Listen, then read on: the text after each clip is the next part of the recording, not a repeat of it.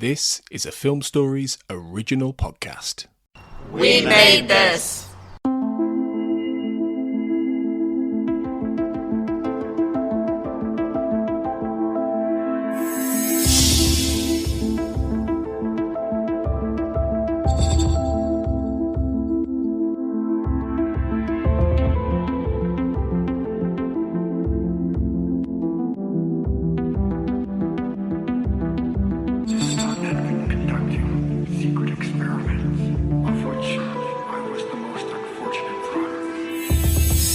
Welcome to the X-Cast. The truth is in here.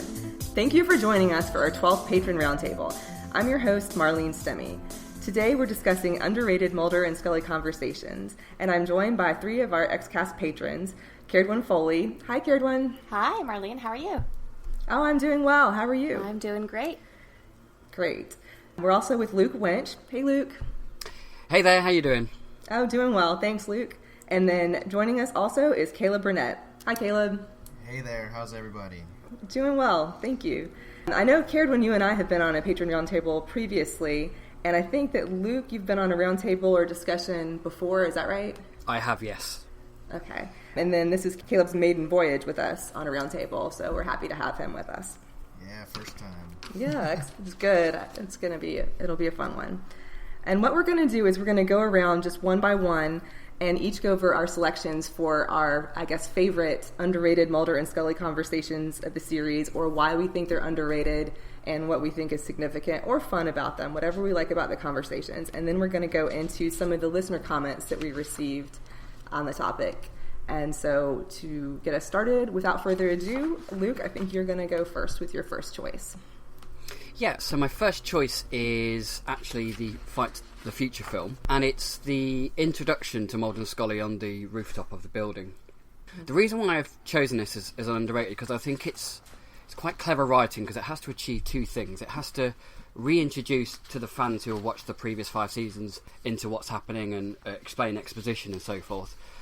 But also, Carter wanted to make the film accessible to people who'd never watched an episode of The X-Files, so it had to introduce these two characters in a very short amount of time. And I think what this 2-3 minute scene does is essentially what the pilot did in 45 minutes and condenses it down to 2 minutes. So you get a little bit of flavour of the character. You kind of get that Scully's a rational, logical, grounded person, whereas Mulder is an unconventional thinker. He looks beyond what's kind of normal and what's there, and you get a few of his little comical quips as well, so you kind of get his sense of humour. You also get like a sense of their language, how they talk, which is how no one else in the entire world talks, but they do. So you get like ridiculous lines like, if we fail to anticipate the unforeseen or expect the unexpected in a universe of infinite possibilities, we may find ourselves at the mercy of anyone or anything that cannot be programmed, categorised or easily referenced. No one talks like that, but Mulder does. It essentially does that in a very short amount of time, and I think that's why I think it's quite an underrated little snippet of Mulder and Scully.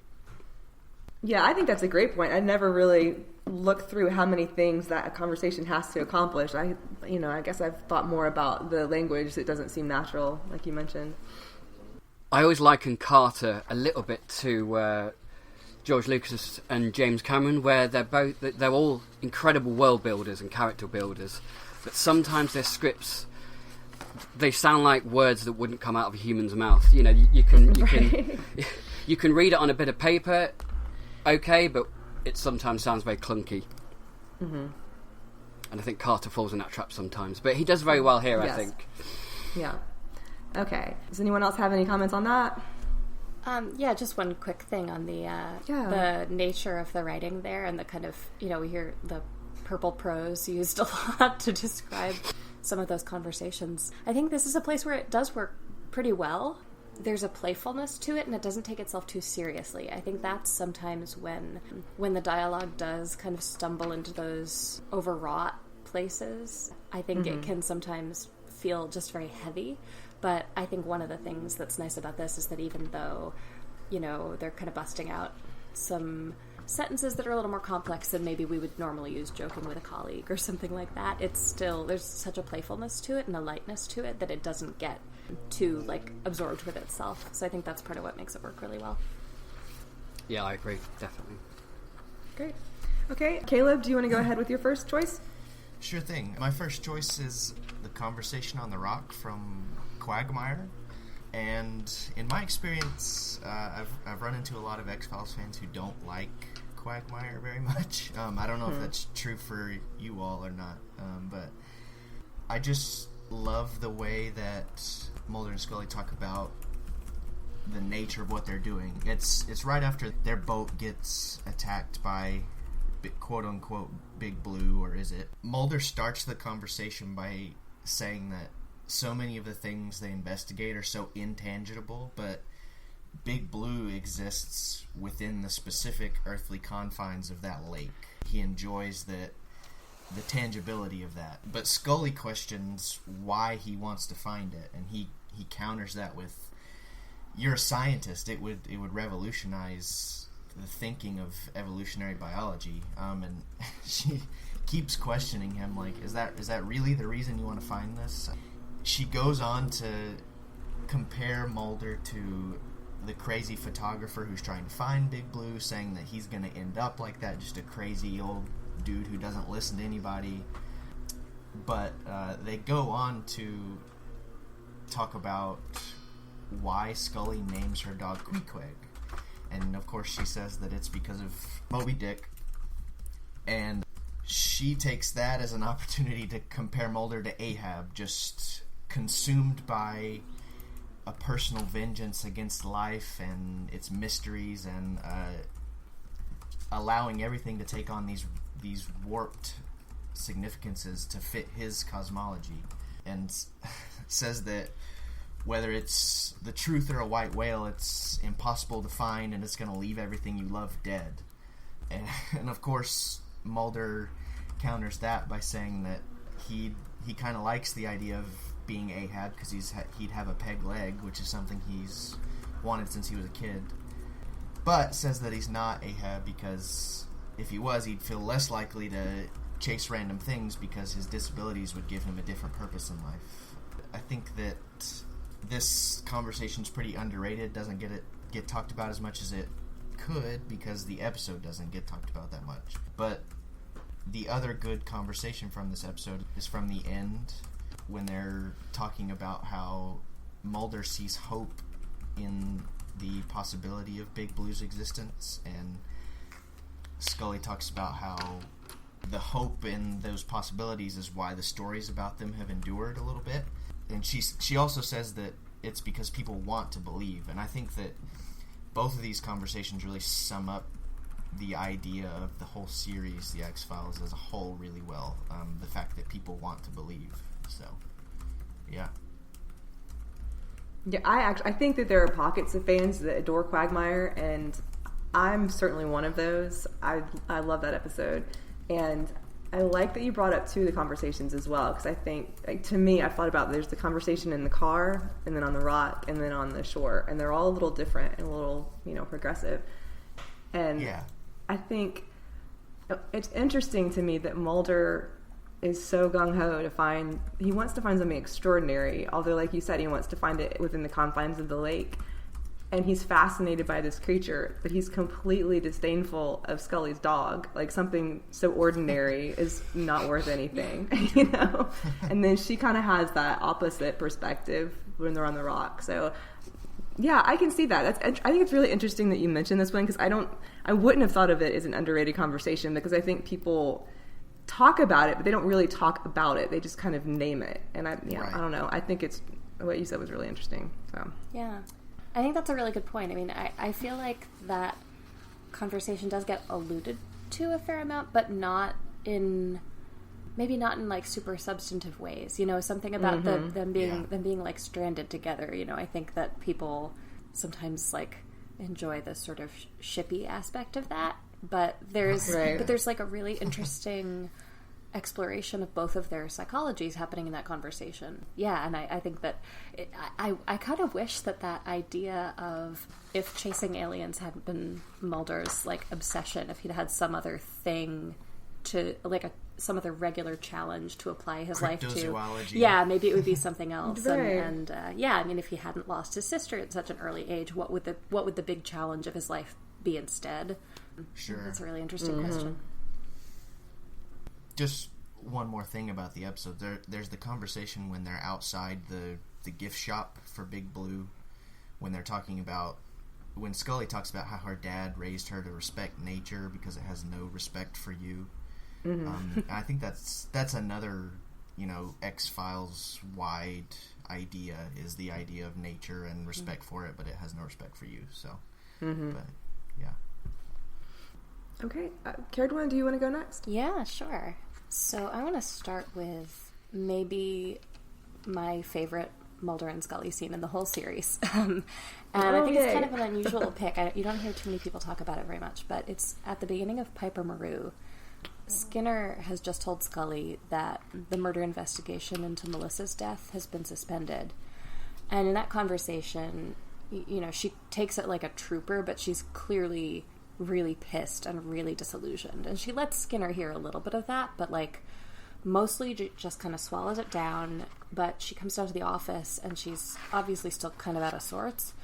And, Mulder can tell there's something wrong. So he asks her what's going on, but she just brushes it off and he rolls with it. And so starts telling her about this case. And when he first starts in, she looks kind of defeated, like, I just don't have the energy for this today. Are you kidding me? But then as he starts to describe what's going on, and she's bringing in, her Scully rational explanations, and he has responses to every one of them, just over and over again. So she gets kind of curious despite herself. Like, she was not in the headspace to be interested in something this morning, but it kind of, draws her in anyway. And so by the end of this back and forth, she's really, game for the investigation. And she's also really charmed by this interaction, it seems. So she gives kind of this, affectionate little chuckle and says, that the FBI is afraid of Mulder's relentlessness, and that if they dropped him in the middle of the desert and said the truth is out there, he'd ask for a shovel or maybe a backhoe. And he's kind of taken aback. He doesn't really get where this is coming from. Why on this morning of all mornings is this the conversation they're having? And he kind of seems to think that she's teasing him, but she's clearly not. She's just she's just come from a conversation with Skinner where she's learned that the FBI is washing its hands of her sister's murder. So she's getting betrayed in the worst possible way by a corrupt law enforcement body that is also her employer, that is also the government. These are three institutions that she believes in that are letting her down. And so then she comes down to the office, and here's Mulder with another weird case, and every question that she can lob at him, he just volleys back. And she really needs somebody to be persistent right then, and she really needs to know that somebody else is in this fight, digging away there in the basement. And there are a lot of aspects of Mulder and Scully's relationship in this series that are not entirely healthy, and I think particularly are not healthy for Scully, I would argue. And I know some of those ideas have been explored on the podcast before, particularly in episodes like Never Again. And, at this point in season 3, I don't think all of those issues have quite, festered to the degree that they will a bit later on. But this scene is a really nice tonic or, counterpoint for some of those more negative elements. Because he's really devoted to this quest, sometimes to her detriment, in that kind of Captain Ahab fashion that we were talking about a minute ago. But he's also really devoted to her, and he's really devoted to truth-seeking. And this scene plays up that capacity of Mulder's kind of commitment and focus. And it reminds Scully, when she really needs to be reminded of it, that she's got somebody who's always going to be in her corner, who would never give up on justice or sell it out for some personal cause or something. So I think this scene for me is really emblematic of what this relationship means for her. The X-Files can be a really lonely place and isolating and dangerous, but as many kind of losses and betrayals as these two experience in the course of the series, the other one is always there, and I think this is a really, really beautiful example of that. I like that. I think that is, that's a scene of Mulder when he's at his best, I think, his best self in his work. And you can see her, you really can see her go from sort of a quiet disappointment to awe, just as she's talking to him in the course of that. Yeah, that's a really good choice. It's a nice little analysis of her respect for him as well at that point. Yeah, I totally agree. Yeah, and their relationship has come a long way from season 1, and their trust and respect in each other's building up, and that's a really nice little nugget of where they are. Yeah, and I like how taken aback Mulder is by it too, because from his perspective, it plays in such a different way, because she comes downstairs and like obviously there's something kind of wrong, and then in the course of this back and forth, she just kind of does a 180, and he's sort of like, where is this coming from? But he's finds it a little bit endearing once he realizes that he's not being teased. But it's kind of nice to think about how like mystifying that must have been for him while this is all kind of percolating away under the surface. Yeah, I like that. Okay, so my first one is fairly simple. Going back to the early years, it's the conversation in Born Again when Mulder and Scully are figuring out the relationships among the 4 police detectives. And it's just pretty simple, 2-minute scene. Mulder's writing on the chalkboard, and they have the names of the 4 cops, 3 of whom are dead. And they're going over the evidence and going through the connections that the 4 cops had to a gangland drug bust years ago and to the little girl that's been sort of at the center of the mystery. And they're looking at a photograph, and they're making these deductions. And Scully's pointing out that 2 of the cops said they knew each other only by reputation, but then they see this photo of all of them. And it's simple. It's something that you could see in any sort of like really good detective story, I think. But I thought that was unique for them. And I really liked seeing that early example of them like working through this evidence and deducing things and so forth in the middle of this kind of wacky paranormal situation. Like they're sitting there at night doing solid detective work. And I think I like it a lot, because I think I would have liked to have seen that more later on as well.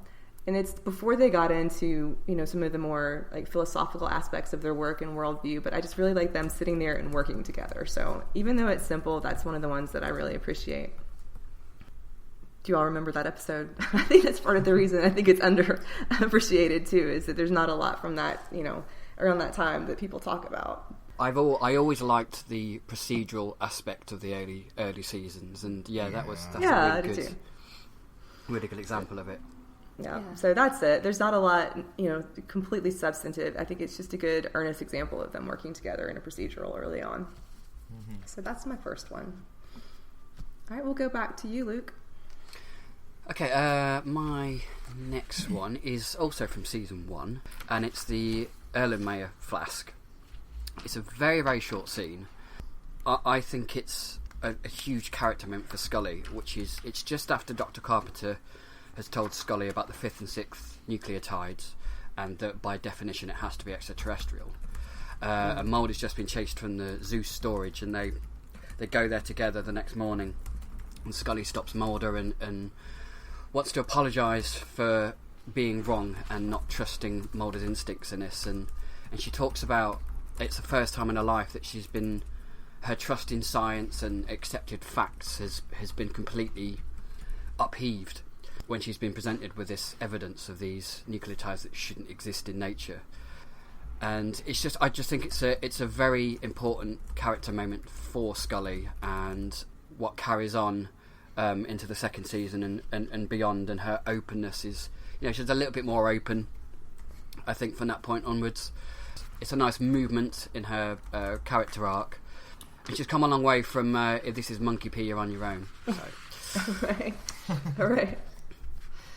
And is that when Mulder gets like puffed up about his intuition, when she says that she should have learned by now to trust his intuition, and then he says at some point, I'm going to go with my intuition or something like that. So he's he's going to follow his instincts. Yeah. Right. He responded well. So. Yes, he did. Yeah, I like that there are a lot of moments in season 1 where they converse really actively about what this means for Scully's beliefs in general. Because Mulder has obviously had he is the context for this season and for the things that happen within it, because he's been in it before. But when we walk into that office in the pilot with Scully, she's our entry point into it too. So watching her name the places where her ideas are being challenged here, and beyond the sea it happens as well. And I really like those moments where it kind of explicitly does that, because later on in the series it's more implicit because we know the characters better. We don't have to be told when that's happening, but I like that they kind of draw a line under it a little bit more in season 1. Yeah, that's a good point. I think she's more openly aware of it. Maybe it's a very new thing for her. Yeah. Caleb, do you want to go with your second? This is a conversation from season 5 that, for some reason, I don't think about a lot, but I thought of it actually when I was thinking about the conversation from Quagmire, because in the conversation from Quagmire, Mulder and Scully are very combative. They're not super buddy cop, for lack of a better phrase. But in this conversation from Detour, which, just to familiarize people with the episode, it's when they're on their way to a conference in Florida, but they stop and take part in an investigation into a creature in the Florida woods. But there's a point late in the episode where Mulder's injured. They're stuck out in the woods, and they do their best to build a campfire, and they start having a conversation, and it's a very alternately light and dark conversation, because they go from joking about the Flintstones to talking about what it means to face your mortality. I suppose the conversation is pretty memorable in the end, because it ends when Mulder asks Scully to sing for him as he lays in her lap. Right. The reason I thought of it is because it struck me as being very, very different from that conversation in Quagmire. It just shows how they've progressed as a duo, but is also one I don't think about a lot. So, yeah, she Scully sings Three Dog Night, Joy to the World. Just so. I think that's interesting too that you mentioned it going from light to dark and kind of back again. I think that's a good description for it. And Mulder seems to be trying to keep it on the surface and light, but she wants to make it a little bit darker and more significant, I guess. Right. Yeah. It kind of shows something I love about Mulder, which is that he can go from being dark to being light in a snap. And so, yeah. I like that scene and the scene in Quagmire, because I like scenes where the dialogue and the situation is very natural with them both, and they're not necessarily talking in an office environment or talking about a case. They're just chatting.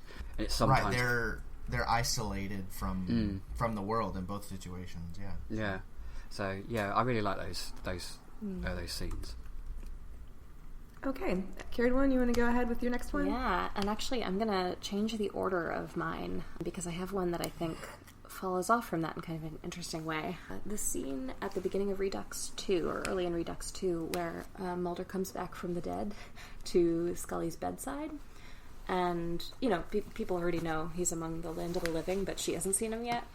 And I like this scene a lot because it also does that kind of light and dark thing, only instead of both of them traveling in between, Mulder keeps trying to steer the conversation to lighter places, and he's just really happy to see her awake, and he doesn't want to talk about work with her. But there's this huge significant thing going on, and she's really frightened for him and wants to know what's happening and doesn't want him protecting her. So, they reach this point where he's saying he doesn't want to implicate Skinner. He doesn't think Skinner is involved. Scully thinks that Skinner's dirty and thinks that Mulder should name him as the assassin of the man found dead in Mulder's apartment. And he won't do it. And so she says, well, then you have to lay it on me. And, that even if it was Mulder's gun that killed him, she says, I could still be the shooter. And Mulder's just flabbergasted. It's a very quiet moment, but he has this just flat-footed surprise on his face and is speechless for a second, and then tells her that he couldn't do that to her.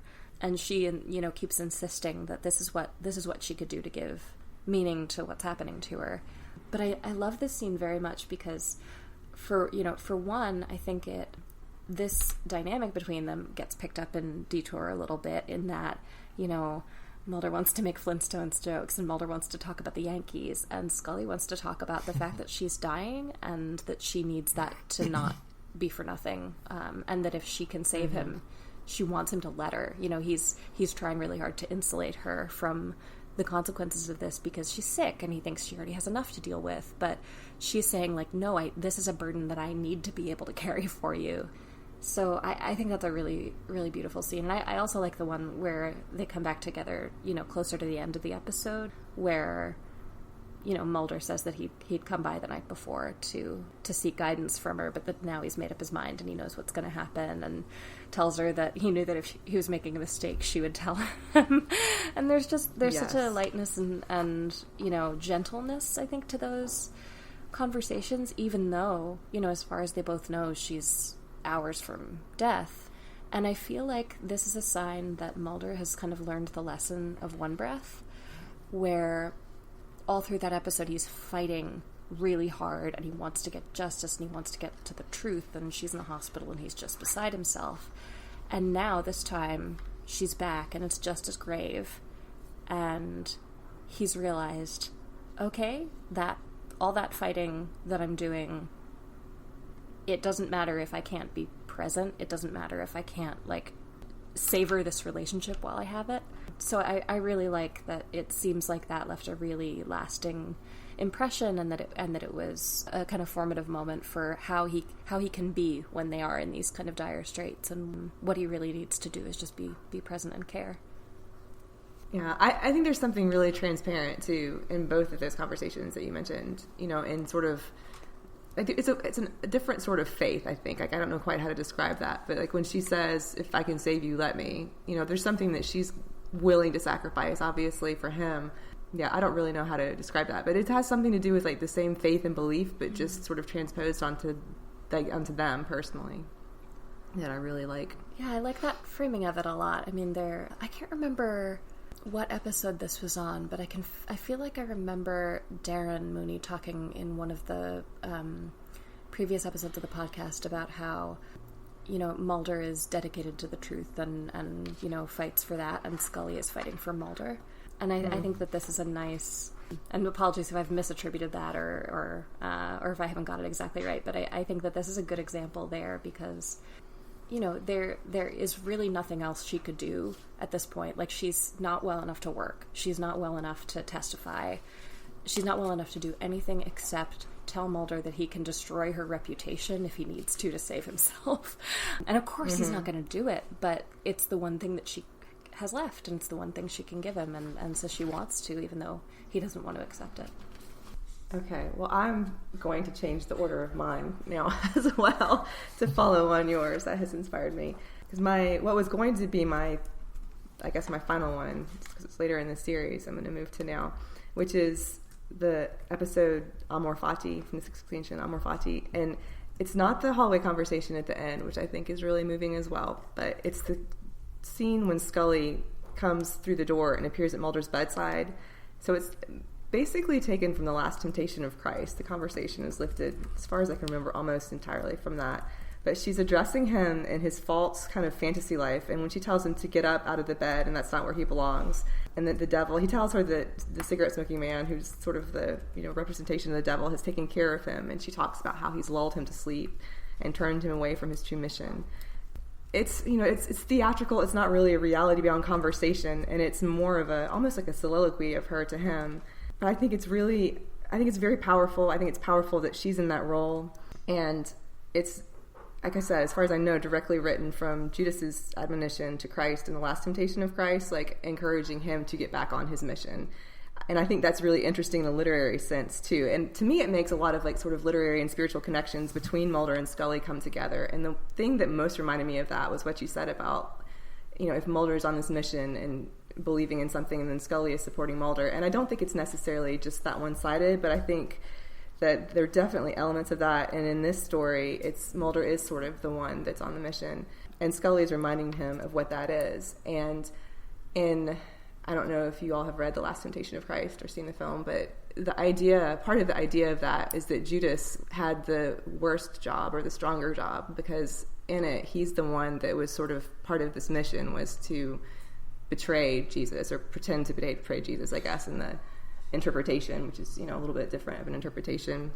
And in the standard interpretation, But I thought that was an interesting parallel to like what Scully had to do in Gethsemane. And I think that even though that was a long time before that, it sort of sheds light on her role in that, and then her role in this, telling him that he's supposed to be on the mission and not just coddling him. I also liked in that Scully, who couldn't find Mulder, is able to reach him through her prayer with Albert Hosteen, who is, of course, dead at that time. But then Mulder, who believed in his fantasy that Scully was dead, connected to her through his visions. I thought that was just a really good way of putting that together. And I never see that discussed, and I don't think that part of it was done really overtly, but I love it. That's one of my, probably my favorite conversations in the series, even though it's sort of the sides of it are like one on one side and one on the other side, rather than them just sitting and talking together. But I like the sense of them being on a mission together where they each have their role, and I think that's sort of Scully's whole point in the conversation. So that's a little bit convoluted, but that's the best explanation I can give of that. That's so clever. I love what you said at the end about, this being how each of them reached the other one through a dream or a prayer or a vision, with that kind of parallel between Albert Hosteen and Scully kind of doing that outreach. I'd never thought of it that way, and I think that's a really cool interpretation. Yeah, I mean, I feel like that role of saying you have to get up and fight, that does feel a little bit parallel to that idea of you have this foundation supporting you on a quest. And they do, of course, have they both have lots of reasons to be on this. I mean, it really is her fight, as much as it's his at this point. So much has been ripped away from Scully as well. But I think that mutual kind of dependence on each other, leaning on each other, this scene is such a good example of when Mulder really needs that, and she really comes through for him. Yeah, because at the end of that episode, Mulder tells Scully that she served as his touchstone. So this kind of validity in his work and their relationship, I just found that interesting. Okay, Luke, do you want to go with your next one? Yes, I'm going to flip these two. So I'm going to do a scene in All Souls, which is just after they've interviewed Father Gregory. Again, it's quite a short conversation, but there's quite a lot you can unpack from it. Mulder basically is completely dismissing Father Gregory as a paranoid fraud, and Scully comments that she thinks that his judgment is a little extreme. And I find it interesting that in any of the episodes where there is some kind of religious supernatural occurrence, Mulder will always flat out refuse to believe in it. And there's always a switch of identity. So Scully becomes the believer and Mulder becomes the skeptic.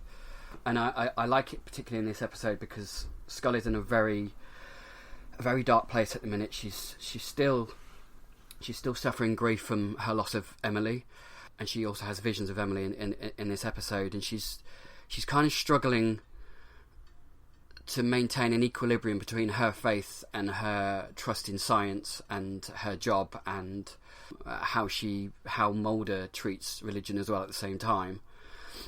And there's episodes like Miracle Man and Revelations in this episode where Mulder has a very, very strong aversion to religion.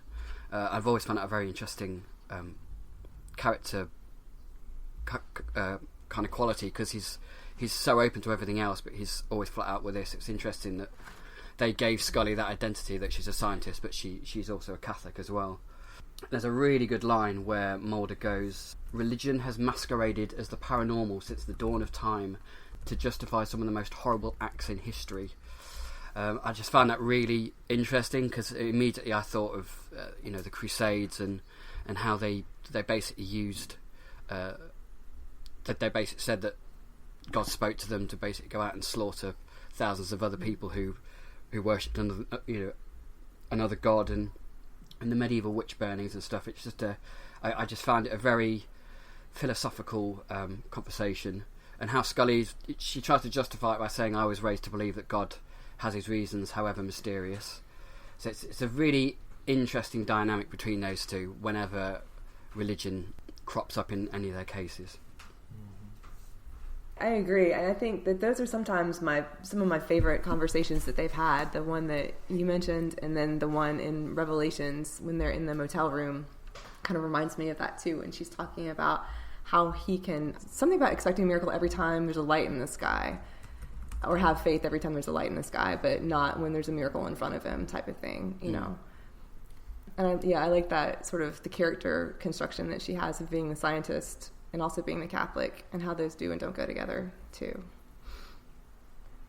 And I think it also, like in All Souls, it adds another layer of stress to like what you're describing with her grief over Emily, and then from Mulder to have, I mean, she needs that opposition and she realizes that, but it's also sort of like, I don't know if it's like a roadblock for her.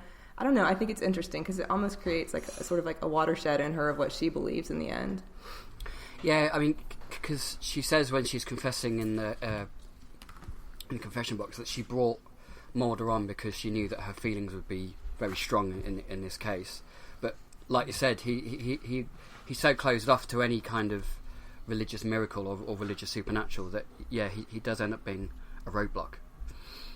Yeah, I think that season 5 is really striking how much kind of back-to-back trauma happens in it, because you've got Redux and Redux 2, and then you've got this kind of like light departure with Detour, and I don't know what to think about the canonicity of postmodern Prometheus, and obviously Usual Suspects is a flashback, and then it goes right into Christmas Carol and Emily. So this is a pretty abrupt transition. I know they're a few months apart, like in the world of the show, it seems like, but still, that's a pretty abrupt transition. And then you got a handful of normal cases. You get Patient X and Red and the Black, where they find out about the colonization, or like more information about the colonization plans, and Scully finds out that the cure to her cancer can summon her to bridges where she'll be immolated with a bunch of other abductees. Like, that's a pretty significant reveal. And then you get All Souls. You get Mulder going undercover with these militia people who almost kill him and break his fingers in Pine Bluff variant. And then at the very end of the season, you get the Lost of the X-Files. It's just one damn thing after another.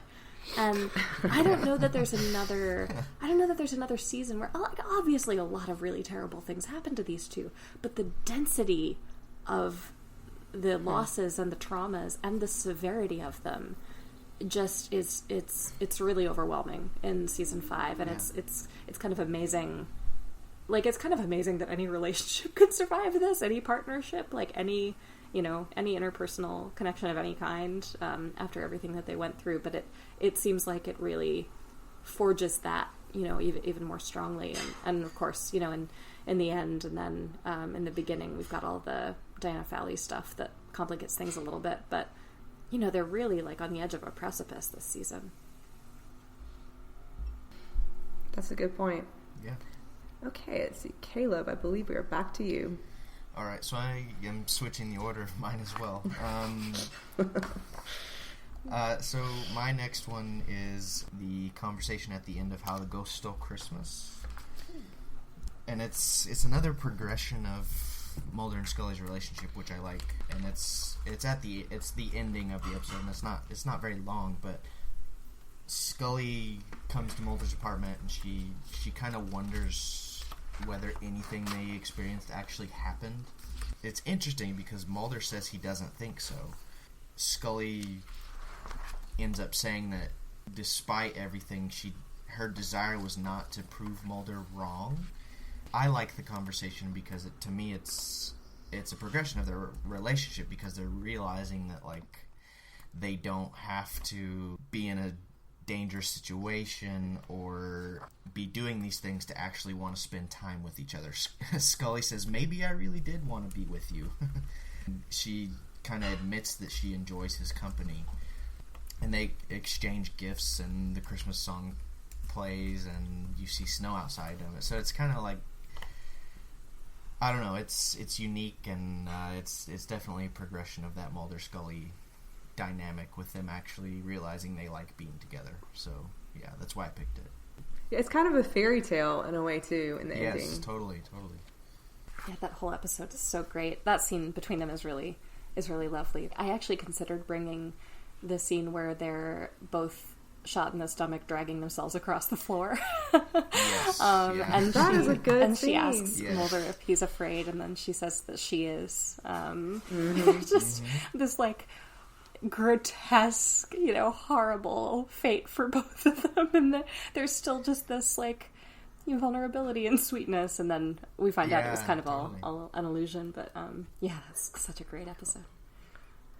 Yeah. And it's kind of like they realize that they're not abusing each other, but, like, basically they find out that they haven't been shot and kind of realize it after they admit their fears. Yeah. It took me a little while to realize that, because the first episode came on, it was just, like, so silly, and I was not into that at season 6 time, so it took some time for me to, like, warm to it and really understand it. But then I appreciated all of those, like, the layers underneath. I don't usually love the comic episodes, but this one is such a notable exception for me, because it's just, there's such a seriousness to it too, and it's really genuinely interested in their interactions together and what purposes they serve for each other. I like any of the episodes that kind of interrogate that and teach us something about that. So even when it does it in sort of a playful way like this, I think that's so much fun.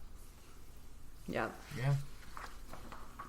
All right, Caredwen, what's your next one? All right, my next one, I hesitated to use 2 scenes from the same 2-parter, but this one was just too good not to. This is at the end of Apocrypha, following on from Piper Maru, and it's the scene with Mulder and Scully at Melissa's graveside.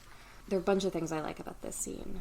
First of all, I really like that although Scully, during a lot of the series, feels a lot of pressure to sort of steel herself against her vulnerability and say that she's fine and withdraw from grief, here she really owns it and is unapologetic about it. And I appreciate that she, allows that to be visible and allows herself that freedom, especially since, we do see her get to mourn Melissa at the very end of Paperclip just a little bit, but then, the series has left off from it for a little while, so we haven't gotten to see as much of that processing. And Piper Maru and Apocrypha give her a lot more real estate to do that in.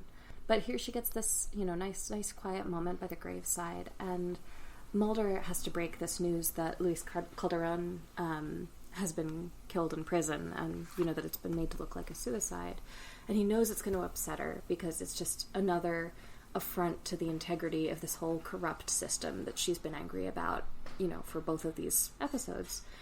And on sort of a trivial note, I really like the intimacy and the privacy of the beginning of the scene, because we don't know if Scully told Mulder that she would be there and that he should come meet her. We don't know if he just felt that she would want to be close to Melissa and knew that that was where to look for her when he had to give her this news. So it implies that there's either an off-screen conversation that we don't get to see, or this, like, tacit understanding. And either way, I like that it implies this intimacy that we don't have, that we're not privy to, but that has a lot of weight anyway and a lot of meaning for the two of them. Marlene, you talked on, I think it was the No Romo episode, about the idea of Mulder and Scully's relationship existing outside of the show and involving things that we don't get to participate in as the audience. I think this is a good example of that. And another part of what I like in this scene is that we can see that Mulder's genuinely mourning for Melissa too. I mean, we didn't really get to see much of, if any, of his reaction to her death in Paperclip, or even her shooting in Paperclip, because he was mostly upset for Scully and he was worried about her. But he knew Melissa, and they developed a real understanding in one breath during their interactions, and Melissa's death is so tied up with his own father's death. And then he's also got his own lost sister that he's been carrying around for most of his life. So, this creates this new terrible bond between them. And so just as, season 5 kind of goes on to forge their relationship in this crucible, I think this is another one of those moments that really tests them and puts them in the way of misery and danger and death and turns them into kind of brothers in arms. But it's a really intimate war, because the battlefields are, Mulder's childhood home and Scully's living room, and those are where the horrors of war happen to them.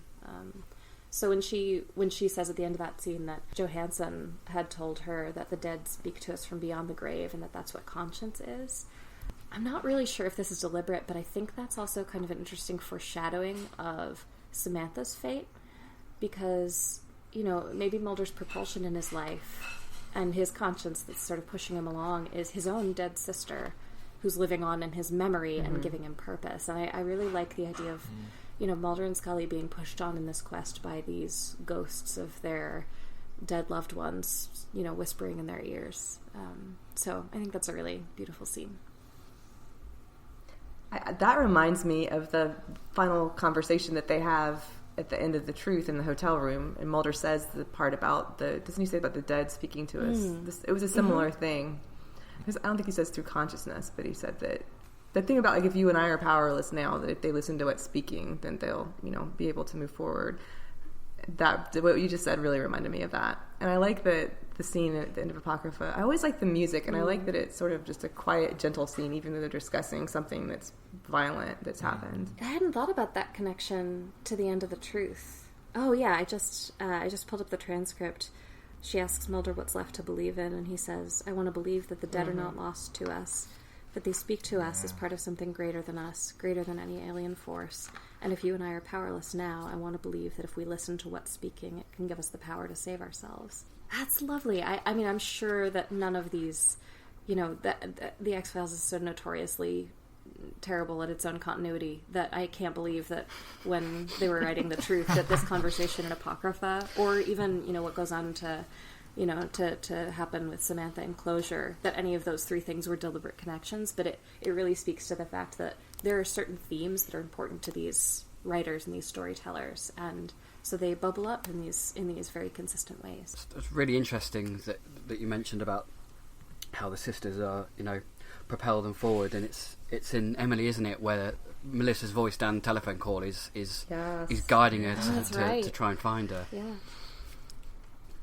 Yeah, that's really great. Interesting. Yeah, it seems like that is where the continuity is those, like, sort of the ideas that keep coming up again and again within an actual plot. Okay, I'm going to go with my next one, which is somewhat back on this sort of procedural track, but it's the conversation that Mulder and Scully have in the hotel room in Aubrey about nature versus nurture and inherited memory.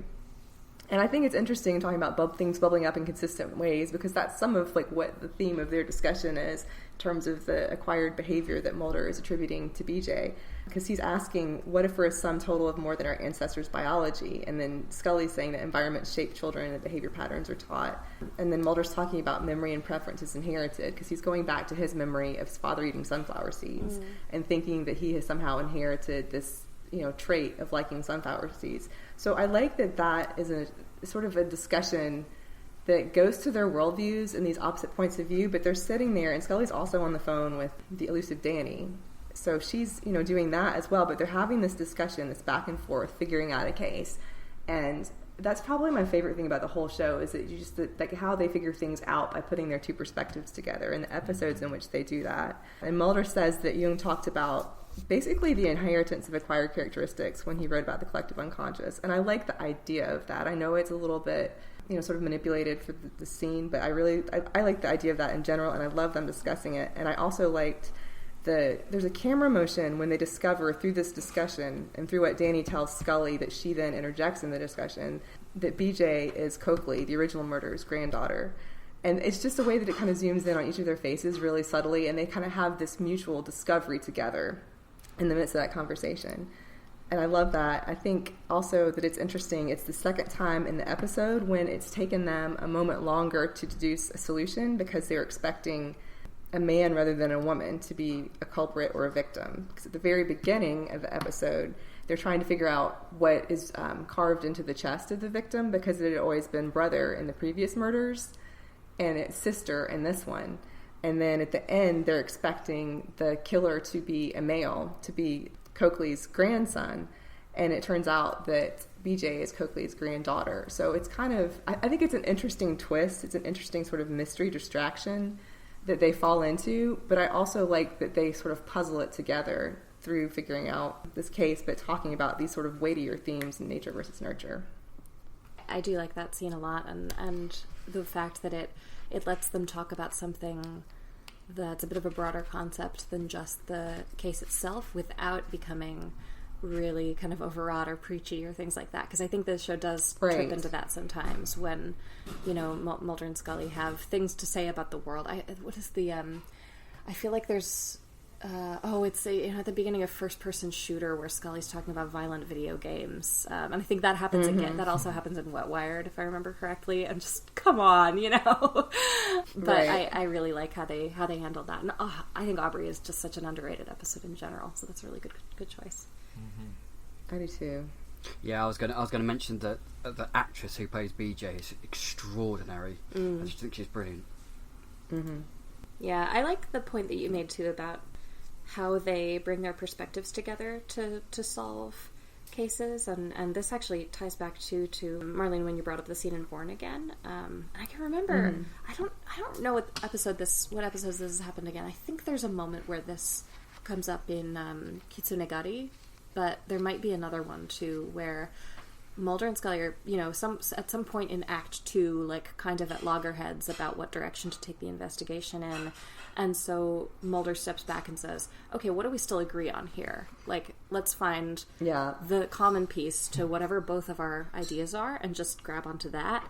And we can set the other stuff aside long enough to be able to do this. I think that's a great way for these two to partner with each other, because obviously there is so much that is a point of disconnection between them, but being able to find the commonalities and areas of agreement does them so much good. Yeah, it's probably, like I said, it's probably my favorite. I think it's the thing that distinguishes the X-Files from anything else, is having those two perspectives and the way they relate. Okay, I think we're back to Luke. Okay, my next one, I think I may have slightly cheated, because I think it's quite a well-known speech, but it's just the content of it really hits a note with me, and it's the pendant speech at the end of Max. Scully talks about Mulder never had time to tell her what the meaning of her present was, and she talks about extraordinary men and women and extraordinary moments when history leaps forward on the backs of those individuals, that what can be imagined can be achieved, that you must dare to dream, but there's no substitute for perseverance and hard work and teamwork, because no one gets there alone, and that while we commemorate that the greatness of these events and the individuals who achieve them, we cannot forget the sacrifice that those who make these achievements and leaps possible. And it kind of struck a chord with me, because that is essentially the code of the Apollo program. And teamwork it was the backbone of the entire program. And it made me think of, after the Apollo 1 fire, Gene Kranz, one of the flight directors, made a speech to his team. And I'll just read you a couple of little snippets because it's too long. Spaceflight will never tolerate carelessness, incapacity and neglect. Somewhere, somehow, we screwed up. It could have been in design, build or test. Whatever it was, we should have caught it. We were too gung-ho in the schedule, and we locked out all the problems we saw each day. From this day forward, flight control will be known by two words, tough and competent. Tough means we are forever accountable for what we do and what we fail to do. We will never again compromise our responsibilities. Every time we walk into mission control, we will know what we stand for. Competent means we will never take anything for granted. We will never be found short on our knowledge. Each day when you enter the room, these words will remind you of the price paid by Grissom, White and Chaffee. These words are the price of admission to the ranks of mission control.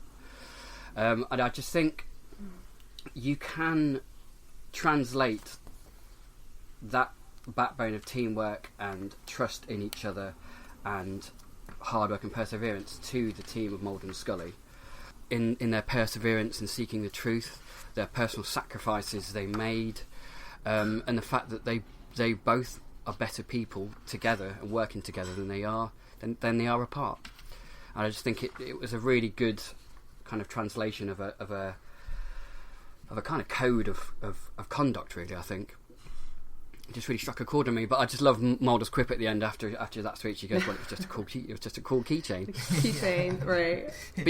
But I think that he knows what that pendant represents. He just kind of brushes it off in his Mulder style. Right. Mm-hmm. It was like when he mentions the ice capades in Detour, a little bit like that, and just his comments to kind of, he buttons things with a joke sometimes. Mm.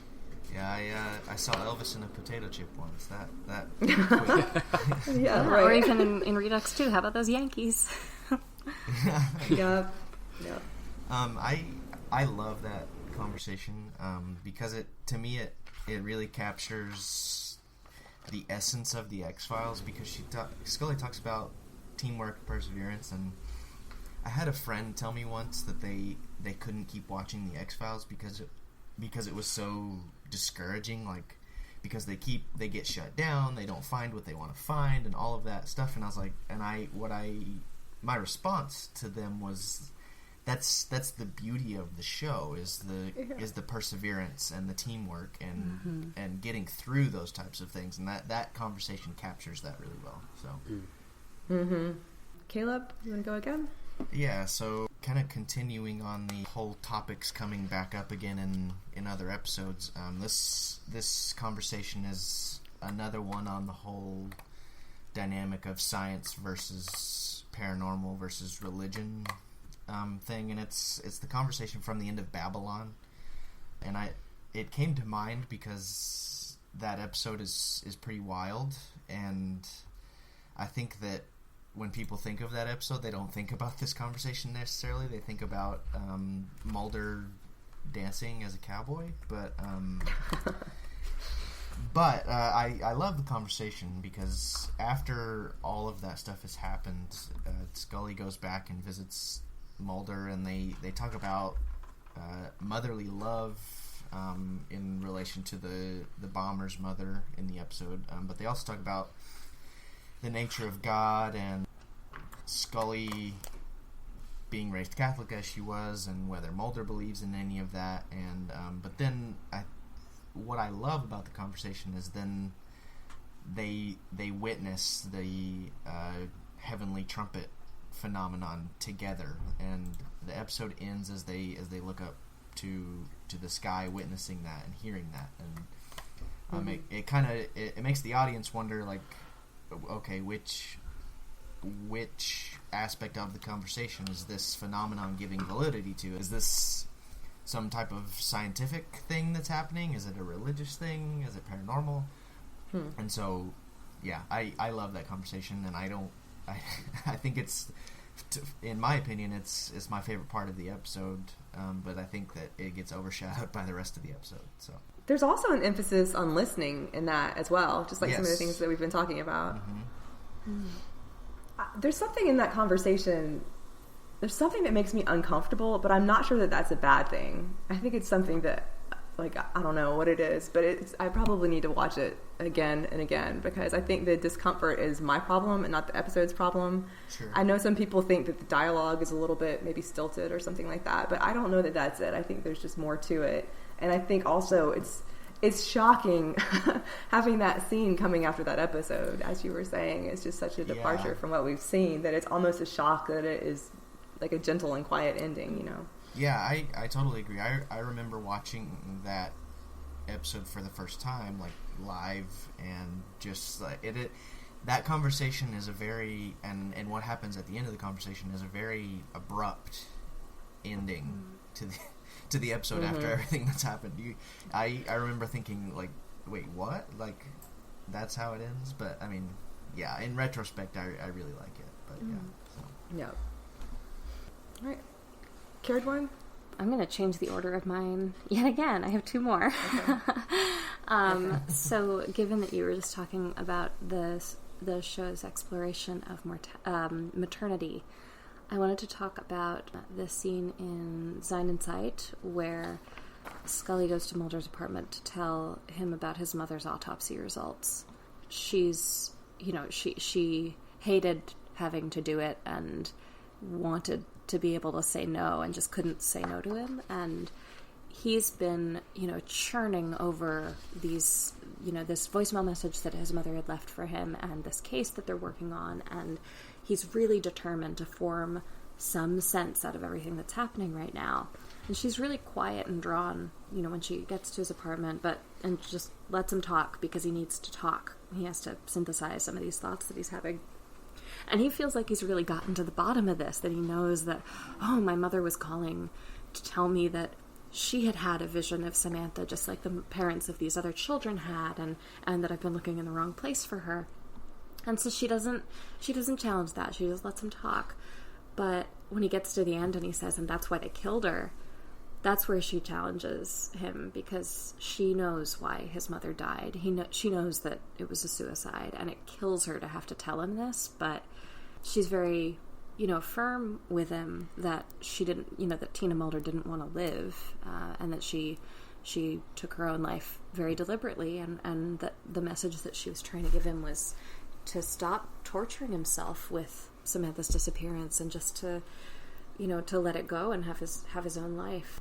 And I think that that's it's such a sad scene, but there's something really tenderly kind of maternal about how Scully is with him there, because she is being pretty firm and direct and not wanting him to harbor illusions. But she's also, she's clearly heartbroken at what this is doing to him, and just tells him, she was just trying to take away your pain. And you get the sense that she identifies a little bit with that aspect of Tina Mulder, that she was very self-contained and very withdrawn and disinclined to talk about the very bad things that had happened and wanting to maybe hold them at arm's length. I feel like, as much as Tina Mulder gets a lot of criticism, much of it justified, I think, from fans, I do think that people are a bit overly harsh on her, given the sort of circumstances of that family, and everything that, her husband was up to.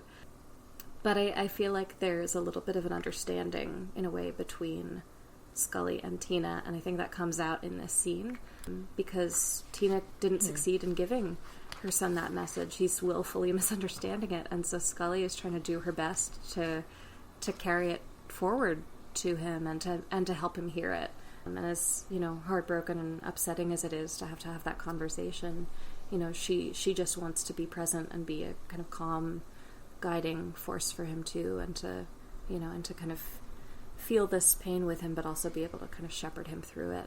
So I love that scene a lot. I also really like that when Skinner shows up the next morning, Scully is in full mama bear mode for first thing, and she just strides up and answers the door, and she blocks the door with her arm. I mean, Skinner is twice her size, right? It's not like she's presenting a real physical barrier here to him getting into the apartment, but she's just this implacable psychic barrier between Mulder and anything that she thinks is going to screw with Mulder. So I think that those aspects of this episode are really satisfying to me.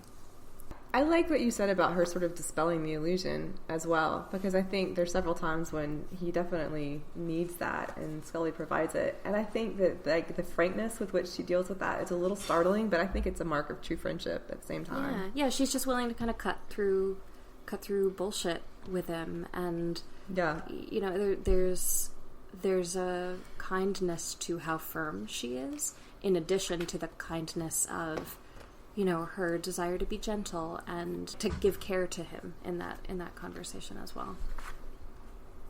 I think there's a nice little element of how a doctor would tell a patient or to tell a patient's parents that their loved ones just died. It's very tender, but it's to the point as well at the same time. So. Yeah, there's nothing. There would be nothing protective or preserving about dressing it up. Yeah. Okay. I'm going to switch my order of my second to last and last ones. So this was the one I had planned to be the last one, but I do think it fits. And it's the conversation in the field where I died after Mulder does his hypnotic regression session. And I think all of that was a bit, on the dramatic side, but Scully's found the two pictures of Sullivan Biddle and Sarah Kavanaugh. And I think Mulder at that point is looking at them. She comes in the room, and so he asks her basically, he calls her Deana and says, if earlier in the 4 years we've been working together, an event occurred that suggested, or somebody told you, that we'd been friends together in other lifetimes, always, would it have changed some of the ways we looked at one another? And she kind of pauses and says, even if I knew for certain, I wouldn't change a day. And I really think, I don't know that that's an overlooked conversation, but I think in the midst of that episode, it's an overlooked moment. And in the midst of sort of discussions of soulmates and all of the drama, and some people love the episode and some people hate the episode and so forth. But I think that's sort of a quiet moment that, in a way, stands on its own in the midst of that. It sort of shows how he sees them as being sort of eternally connected in some way. And Scully has this sense of faith that she's chosen the right path. And then she sort of reiterates that in the, throughout the series, in the motel room conversation in The Truth, when she says she'd do it all over again. And even in season 11, was thinking of the lost art of forehead sweat when she says she wants to remember how it all was.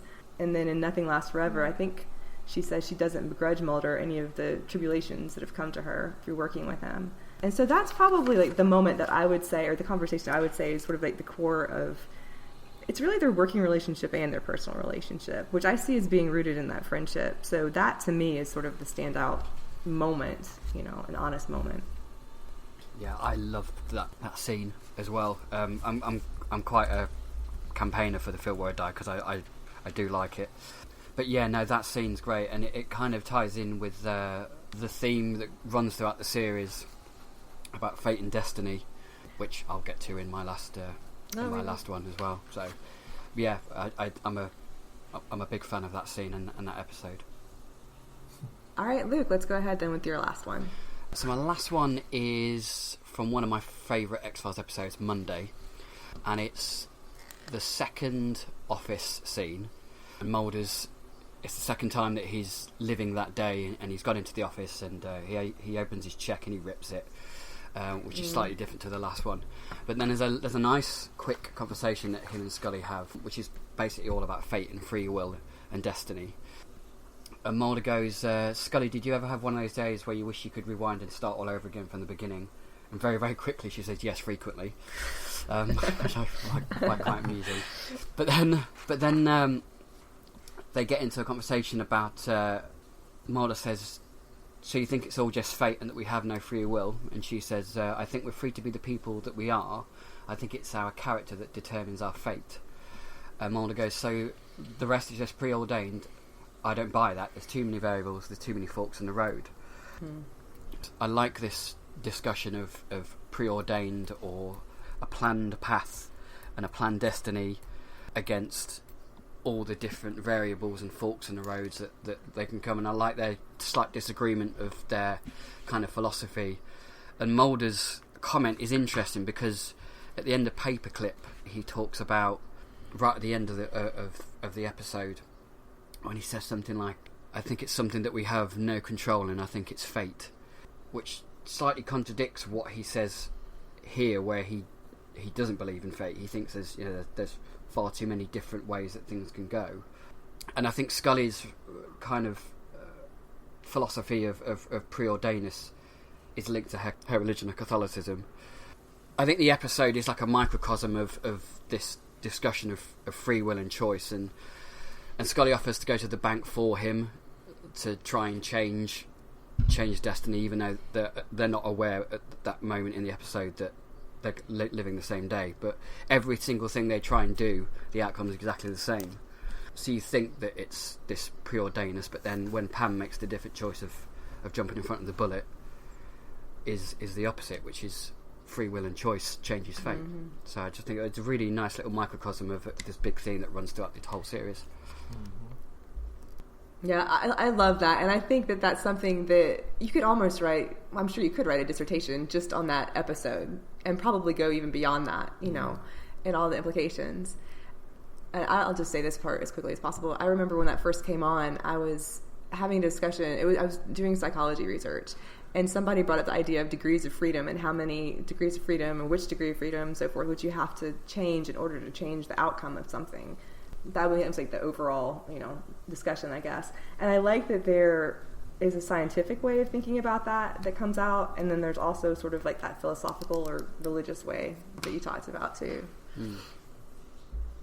Yeah, Monday is such a wonderful episode from that standpoint too, because you can enjoy it as this just kind of lighthearted romp through a Groundhog's Day kind of scene, but you can also engage with the kind of heftier sides of it. I think it reminds me a little bit of How the Ghost Stole Christmas in that way, that you can just kind of take the playful comic elements of it. I mean, despite the fact that obviously Monday has a pretty heart-wrenching ending. Yeah, but I don't know, I like those episodes that work on multiple levels. Yeah. I think a lot would have been lost if they hadn't had those conversations. I think they were really well blended in with the action in that episode too. Yeah, absolutely. In Monday. Definitely. So my last one is the conversation by the stairs in Squeeze. I love dipping all the way back into season 1 to close out these lists. So, at this point, Mulder has thoroughly endeared himself to Tom Colton and the rest of the violent crimes unit by insisting that their subject is, a centenarian, liver-eating, regenerating monster who can squeeze through vents.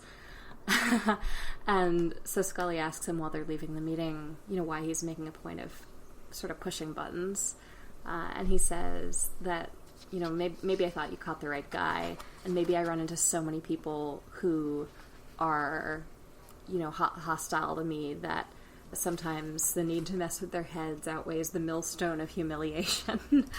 So, I like that he admits that he wants to teach them a lesson, in a way, for being, for not being open to the possibility that they could be wrong about what kind of killer they're looking for. But he also really wants to back her play. And, this is Scully's suspect that she brought in, and they asked her for a consult on, and now they seem really ready to dismiss the investigative work that she's done. And so he kind of, he wants to sort of stick up for her from that standpoint, too.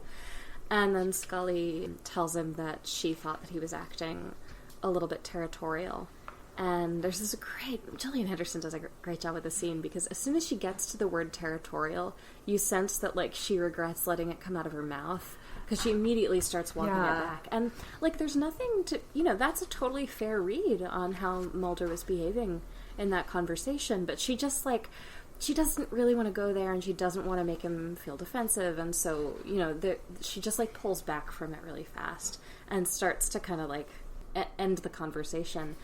And he, reaches out and picks up her pendant. And we don't never see her wear this necklace ever again, which is probably good, because it gets snagged on stuff, and that's not very safe. The little tiny cross seems a lot safer for their line of work. But he just I'm sure that's why she went to that. And we need to have a moment where he notices what jewelry she's wearing, so that then he'll notice it later. It's Chekhov's necklace in the scene, basically. But it also creates this sweet little moment of sort of intimacy between them, because he's trying to pull her back into the conversation, and he's realized that she sort of feels like she's put her foot in it, and so he just kind of reaches out and he pulls her necklace out of the placket of her shirt or something, and he says, "Yeah, I was, and I was being territorial because you don't always agree with me, but you always respect the journey, and I'll understand if you want to follow on with this case and keep working with these guys. I won't hold it against you."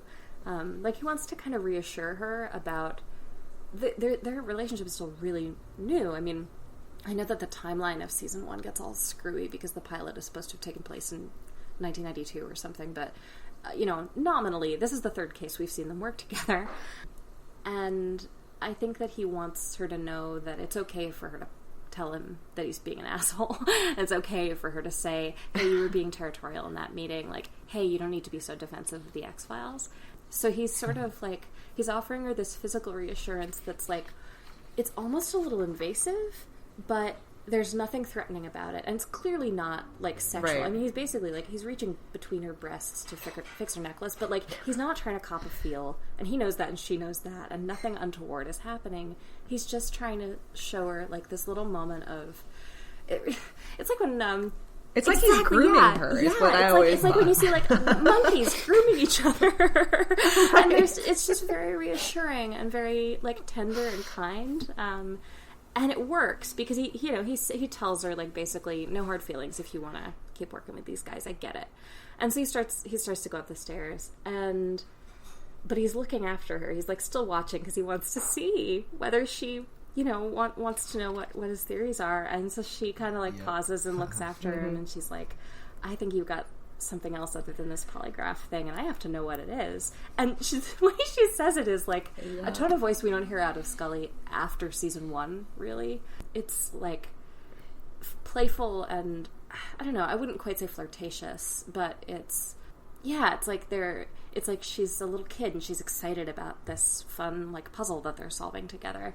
So I love this scene because I think it's a nice way to reinforce the kind of feeling of the two of them having each other's backs against this hostile FBI environment that they're surrounded in, where she really, in this episode, I think embraces the Mrs. Spooky mantle and accepts that, hey, like, I am going to throw in with this guy because he's really smart and he's really talented, and people who aren't willing to give him credit for those things are doing it out of professional jealousy and like hard-headedness, and I want to solve these mysteries, and I think that we can be a good team to solve these mysteries together. So I just think that's great.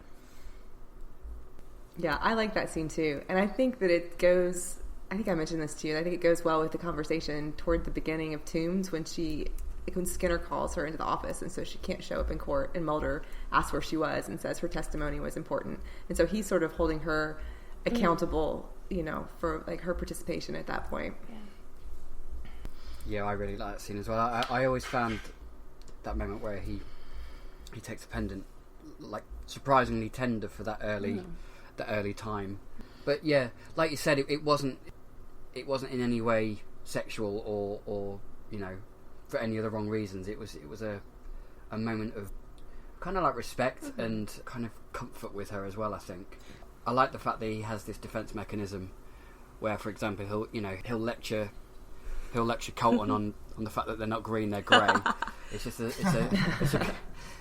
really nice defense mechanism that he puts up not only for him but for Scully as well, I think. Yeah, I like that he is in those interactions where he is doing like the lecturing about alien skin color and stuff. Whenever they have those moments in the series, he has this. He presents as if he has no social awareness that this is a bizarre thing he's doing, and obviously he does.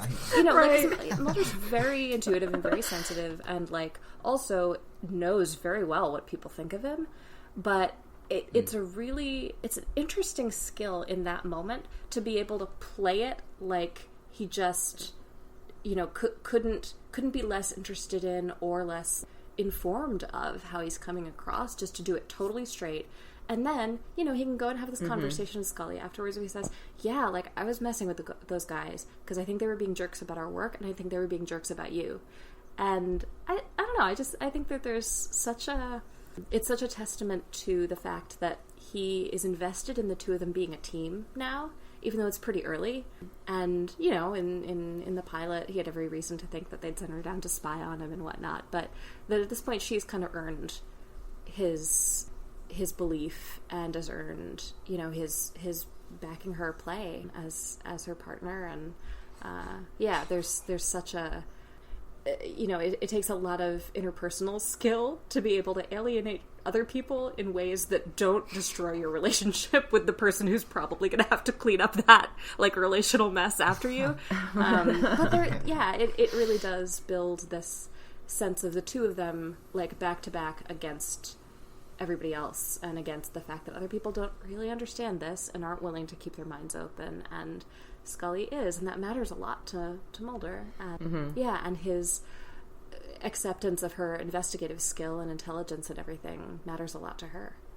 I think it's interesting. I think that goes well with, like, at the beginning, he says, it's our case and we had it first, and he clearly sees them, early on as a team. Yeah, and he also doesn't just see it as like, this is an X-file, this is mine, even though it's been an X-file for, years and years and years. It's ours. Like, you're in this too, and the two of us together are going to do this. Yeah, it's a really, for somebody whose personal motto is trust no one, I like how quickly he totally chucks that for Scully, because, it's such a, their rapport is so easy and so quick, and they're so different from each other. Squeeze was one of the first episodes I saw. It was probably like the 4th or 5th episode I saw, and that I think just it was really formative for me. I think it was an early episode for a lot of people, because obviously everybody who watched the series from the beginning saw it first. But I think I've heard many folks come on the Xcast over the years and say like, oh, I remember I saw Squeeze and then I was totally sucked in. And it does a really nice job of encapsulating what's cool and weird about the X-Files and the like creepy, scary monsters it can have, and the kinds of stories it can get away with telling that would require you to make so many leaps and give it so many buys that no other show would be able to sustain that, but it somehow can. And it's got this central relationship that is very compelling and it's very reassuring to watch how much they have each other's backs, and it kind of gives you a lot of hope that we were talking earlier about what do we still agree on thing. Toombs is such a great example, or, Squeeze is such a good example, and Toombs too, I guess, of we're going to take the what do we still agree on piece, and we're going to build a case out of it, and it's going to be us against everybody who doesn't actually care to look at the evidence or care to look at what we've brought in. Mm-hmm. Yeah. I think it almost seems like a later episode, like maybe a later season 1 episode in some ways, or it prefigures a lot of the themes and the relational things and trust and so forth that develop later on. So I totally agree. It's a good, it's good to start with the pilot, but it's a good starter episode if you just wanted to show a standalone to somebody, I think. Yeah.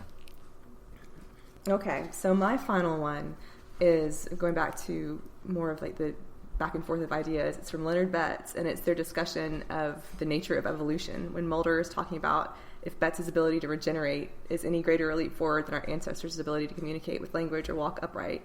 And then Scully talks about evolution being a process of steps and not leaps, and Mulder goes into discussion of punctuated equilibrium, that evolution occurs in cataclysmic fits and starts rather than gradually along a straight line. And I really think that was interesting, and I think at that time, I'm not positive because I wasn't even working in any kind of area like that at the time, but I think that was a relatively novel idea then, or at least something that was still part of the discussion. And I love seeing things like that on the X-Files as part of the back and forth between Mulder and Scully. And it's another one of those where their ideas are like fitting the pieces into this case, which is, of course I mentioned I love that too, because then she kind of fires back that what you're describing is someone so radically evolved that you wouldn't call that person human, so she has this answer back that's putting another piece of the puzzle into it. And I thought from that, too, I don't think that anyone in the writing staff thought about that as relating to Emily, but I think there's a thematic connection to the cancerous mass and Emily, who wasn't exactly human either. So there's some thematic connection going on there. But I think that's I think it's a really interesting discussion, period. And then I also like the way that they go back and forth in it. And then, of course, Mulder ties it up at the end with the Dodge Dart joke. How evolved can someone be that drives a Dodge Dart? So. I'll go over a few of our listener responses. If anybody has anything to say, just chime right in. Sarah Blair says that her favorite is Dreamland 2 with the sunflower seeds and the "I'd kiss you if you weren't so damned ugly" comment. And she also loves every single car conversation ever. Same. Yeah, I do too, actually. Especially in How the Ghost Stole Christmas and in the beers on the couch and just sweat at the end. Cathy Glinski mentions the conversation in Aubrey and specifically mentions the same conversation I mentioned, but she specifically mentioned the crunching of the sunflower seeds and Mulder talking about that. And then Mulder joking in the car that he's never proposed an extreme theory, which is later on in that episode. Michelle Milbauer says she finds Mulder and Scully's conversations, all the conversations in the church and Nothing Lasts Forever, to be far more personal and intimate than most others we got to hear. And she cites that I prayed for a puppy and says, how cute is that mental image? I love the conversations in that one too. I haven't watched it again because it's so gory and for some reason I just can't handle that. But I really thought it was a fabulous episode and that those conversations were just spot on. I thought they could have ended the series with the last conversation and I would have been pleased. And then Kurt North doesn't mention an episode, but he says, where the hell did she go? Boing. Which is from Just Sweat. And then Cathy Glinski mentions back, I love the whole conversation with Scully saying maybe the whole point of our existence is to work toward these goals. Just beautiful after the boing part. Clara Cook also referenced the scene that we talked about a moment ago from How the Ghost Stole Christmas, and it said that she loves that Mulder drags Scully out to tell her romantic ghost story. She should be mad, but she can't help but be amused. This one I find interesting, a little different. Montgomery Scott cited the dream sequence from The Blessing Way when Mulder appears in Scully's mind and says the part about I have been on the bridge that spans two worlds, linked between all souls, by which we cross into our own true nature. And then he says, I know it's not really a dialogue per se, but I hope it gets people thinking. I think it's interesting to think of conversations in those ways, that they're not, the ones that aren't them standing and talking to each other. Chandru says the scene in Paper Hearts when Mulder asks Scully, do you believe my sister was abducted by aliens? Have you ever believed that? And he said it's always interesting to him because he's dying to know what Scully would really answer to that. And then he also says, every single time Mulder turns to Scully in space and explains exactly what happened so we, the audience, can understand the nonsense that is happening. I find this stuff resonates with me because I choose to interpret that Scully is so bored by what's happening that she is totally zoned out, just like I am. That reminds me a lot of the piece about, do you believe that's what happened to my sister? Have you ever believed that? Even though his, kind of emotions in that scene are different, it still reminds me for some reason of the scene in Oubliette, which I'm actually kind of surprised none of us brought. I feel like this was an oversight on my part, if not all of our parts, but where he says, not everything I do and say and think and feel goes back to my sister. Oh, right. That episode is so good. And in that one, he's kind of frustrated with her and feels like she's reducing him to this really simplistic sort of trope or one-dimensional representation of himself. But that question of, do you really think that my sister was abducted by aliens? Like, isn't this more plausible to you? I like that he's sort of turning it back on her because obviously, that wouldn't have fit into her worldview. And she doesn't trust John Lee Roach as far as she can throw him. But this idea of, was this a perfectly pedestrian child murder? Like, that's probably the hypothesis Scully would have made about it too. Right. And so one last one that he mentions is the conversation in Miracle Man when Mulder talks about how he saw Samantha. It says the conversation isn't necessarily his favorite, but he likes that they speak passionately and in hushed whispers. And he said it's a little thing, but it's representative of how much they care for each other, and that David Duchovny and Gillian Anderson are masterful at conveying empathy and emotion. And then he mentions other examples of that in Memento Mori when Mulder tells Scully, you have one remaining witness, Agent Scully. The thing in that, I like the conversation for the part when Scully sort of talks about her religious upbringing for the first time as well. When he mentioned that, I thought of it. Alicia Walker-Scherer says the scene in The Red and the Black in Scully's hospital room where Mulder's suggesting that everything he's believed has been a lie, and Scully tells him that she followed him once simply on his belief, but wouldn't. If he asks her to follow him again, then she can't and she won't. I love that scene too. I didn't think of that. I'm surprised I didn't add that to my list, but I'm glad that Alicia did. Yeah, that one also reminds me of the "they gave me this cancer to make you believe" scene. There's an unforgivingness to it that I think is justified, and I like that. Right, yeah, that's true. This isn't her being frank because he needs her to be frank with him. This is being frank because she needs to be frank with him. Michael Little says, I love the scene at the beginning of Field Trip where they debate how often Mulder is right. He says it's very meta, and he likes that both Mulder and Scully are wrong in their initial theories. And Cortlan mentions the conversation at the end of Beyond the Sea. She says it sets up the dynamic of the seasons that follow and establishes that Scully is afraid to believe. And then she says, even though I don't think it's a typical kind of fear. And she comes back to that conversation later in season 8 when she talks to Doggett and Empedocles. And then there's one more. Andrew Blaker says that his is the conversation in Dreamland. It's another car conversation. When Scully says, Mulder, it's the dim hope of finding that proof that's kept us in this car, or one very much like it, for more nights than I care to remember. Driving thousands of miles through neighborhoods and cities and towns where people are raising families and buying homes and playing with their kids and their dogs, in short, living their lives. While we just keep on driving. And Mulder asks, what's your point? And she asks, don't you ever want to stop, get out of the damn car, settle down and live something approaching a normal life? And then he says, this is a normal life. It kind of started the normal life conversations of season 6. Do you guys have any other comments or thoughts, conversations that we've missed?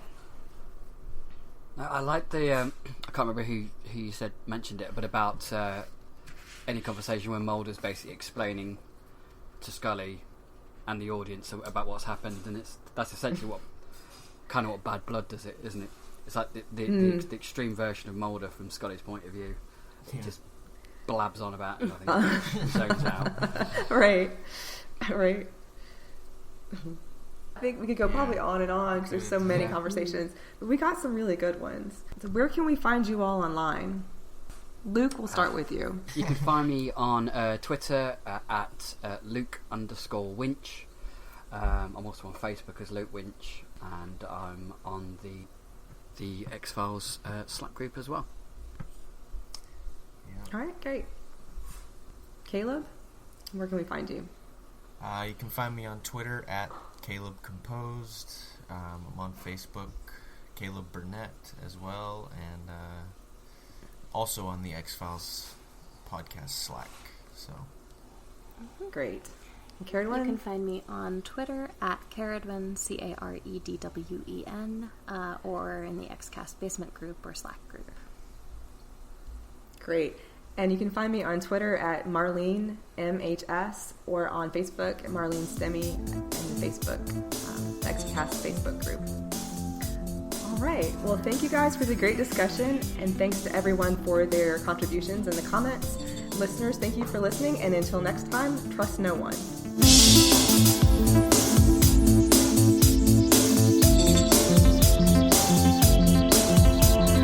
The XCast, an X-Files podcast, is produced and hosted by Tony Black, alongside a dedicated team of podcasters and X-Files fans. You can find the show on Twitter at the X_cast, on Facebook by typing in the XCast, or inside our group, the X-Files Basement, an XCast podcast fan group, plus on Instagram by typing in the XFcast.